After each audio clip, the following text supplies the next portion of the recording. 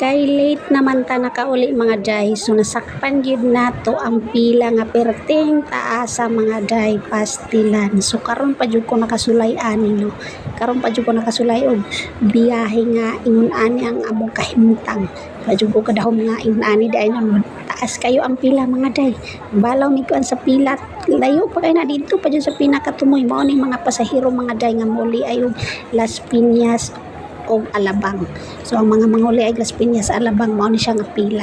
So mga day kani dre PTEX ni siya mga day, terminal ni siya kung asa manguli, kung asa ka madto dre sa Manila o di ba. Mao ni PTEX no, integrated nga terminal. Kani may manguli ay kung asa ka muli ay sa tanan, sa tanang probinsya dre gyud daan og ang mga pasahero.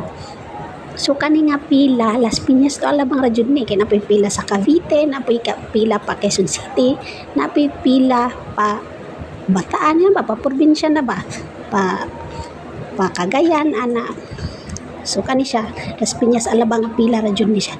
Daghan kay pasahero mga day. So mga nagali no sa mga commuter siguro naanad na sila ani pero ako karon pa jud ko nakasulay ngayon ani. Di jud di ay maayo magpa gabi ug uli. Di maayo magpalit og uli kay tanawa ang pila pagkataasa.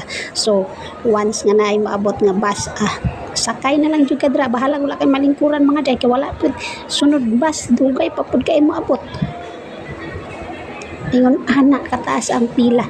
So mo nagalito kung kadto nakasakay ni daghan kay kuan ay na nagtindog ay puno kay ang bus, daghan kay na nagtindog kay ug di ka makarga. Maghulat na pug ka mga day. So kani pila mi ka oras, mga isa ka oras ug tunga siguro nagduha ka oras mi ani nakasakay. Hay